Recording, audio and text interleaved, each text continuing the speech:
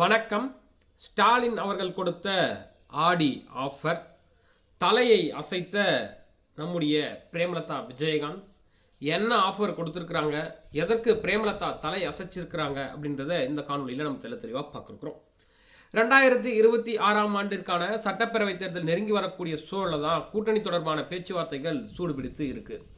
அதிமுக கூட்டணியில் இருந்த கிட்டத்தட்ட விலகிவிட்டதாகவே தேமுதிக தற்போதைய நிலைப்பாட்டை எடுத்திருக்கு. திமுக தரப்புல கூட்டணி பேச்சுவார்த்தையை மறைமுகமாகவும் நடத்தி வராங்க தேமுதிக. ஒரு மாநிலங்களவை உறுப்பினர் பதவி மற்றும் 2026 தேர்தலில் 10 சீட்டுகள் தேமுதிகவுக்கு ஒதுக்கப்படும் என உறுதியளிக்கப்பட்டுள்ளதாக அரசல் புரசலான தகவல்லாம் வெளிவந்திருக்கு. விஜயகாந்த் இருக்கும் வரை திமுகவுடன் தேமுதிக கூட்டணி அமைப்பதில்லை என்பதை உறுதியாக இருந்தார். ஆனால் 2026 சட்டமன்ற தேர்தலில் இரு தலைவர்களும் மிக முக்கியமானதாக பார்க்கப்படுகிறது. அதிமுகவை பொறுத்த வரைக்கும் எடப்பாடி பழனிசாமி மீதான தொடர் தோல்வி விமர்சனங்கள் முற்றுப்புள்ளிக்கு வைக்க வேண்டும் என விரும்புகிறார்.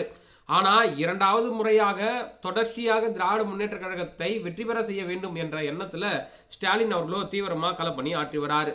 தமிழகத்தை பொறுத்த வரைக்கும் கூட்டணி கட்சிகள் இல்லாமல் பிரதான கட்சிகள் அதிமுக திமுக வெற்றி பெற முடியாது என்ற சூழல் தற்பொழுது நிலவி வருகிறது. திமுகவை பொறுத்த வரைக்கும் அக்கட்சியின் கூட்டணி மிக வலுவாக இருக்கிறது. 2019 தேர்தலுக்கு முன்னதாக திட்டமிட்டபடி திமுக கூட்டணி உருவான நிலையில் அதில் இருந்து கட்சி தற்போது வரைக்கும் தொடர்ச்சியான வெற்றிகளையே பதிவு செய்யப்படுகிறது. இந்த கூட்டணியில் காங்கிரஸ், விடுதலை சிறுத்தைகள், இந்திய கம்யூனிஸ்ட், மார்க்சிஸ்ட் கம்யூனிஸ்ட், மனிதநேய மக்கள் கட்சி, முஸ்லீம் லீக் கட்சி, கொங்கு மக்கள் தேச கட்சி, தமிழக வாயு உரிமை கட்சி என அது மட்டும் இல்லாமல் சில அமைப்புகளும் பார்த்தீங்கன்னா திமுகவுக்கு பக்கபலமாக இருக்கிறது.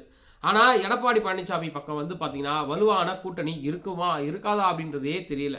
எப்பவுமே பார்த்தீங்கன்னா அதிமுக என்பது ஒரு ஸ்ட்ராங்கான பேஸான ஒரு கூட்டணி அமைப்பாங்க. ஆனால் அதிமுக பாஜக கூட்டணி அதிகாரப்பூர்வமாக அமைந்திருந்த நிலையிலையும் பாஜக கடந்த காலங்களில் கூட்டணி அமைத்திருந்த ஜி.கே. வாசனோ, தமிழ் மாநில காங்கிரஸ் பாரிவேந்தனோ, இந்திய ஜனநாயக கட்சி ஜான் பாண்டியனோ, மக்கள் முன்னேற்ற கழகத்தின் தலைவருடைய கிருஷ்ணசாமி இவங்கள மாதிரி ஆட்கள் தான் அதிமுகவோட இருக்காங்க. ஆனால் இந்த நிலையில் தேமுதிகவை கூட்டணிக்கு கொண்டு வர வேண்டும் என எடப்பாடி படாத பாடாக பட்டு கொண்டிருந்தார். ஆனால் அவர் பார்த்த உள்ளடி வேலை அவருக்கே ஆழம் பார்த்து விட்டது அப்படின்னு தான் சொல்லி ஆகணும். ஏன்னு கேட்டிங்கன்னா தேமுதிகவுக்கு ஒரு சீட்டு தரேன் அப்படின்னு சொல்லியிருந்தாரு. அந்த எம்பி சீட்டு நான் தரேன் நான் சொன்னேன், அதிகாரப்பூர்வமாக என்ன சொன்னேன்னு சொல்லிட்டு பொதுச் செயலாளர் விஜய் நம்முடைய பிரேமலதா மேடமே கேள்வி கேட்டவொடனே அவங்க சும்மா இருப்பாங்களா, நான் ஆதாரத்தை காட்டவா அப்படின்னு சொல்லிட்டு அவங்களுக்குள்ள வார்த்தை போர்கள் முற்றி போக கடைசியில் கூட்டணி உடஞ்சி போச்சு. இப்படி இருக்கக்கூடிய சூழலில் அனைத்து இந்திய அண்ணா திராவிட முன்னேற்ற கழகத்திற்கு ஒரு பிரதான கட்சியாக இருந்த தேமுதிகவும் கூட்டணியிலிருந்து வெளியேறினதால அவங்களுக்கு பெரும் அதிர்ச்சியாக இருக்கு. இப்படிப்பட்ட சூழலில் தான் பார்த்தீங்கன்னா நம்முடைய கழகத்தின் முதல்வர் ஸ்டாலின் அவர்கள் அவங்களுக்கு ஒரு ஆடி ஆஃபர் விட்டுருக்காரு.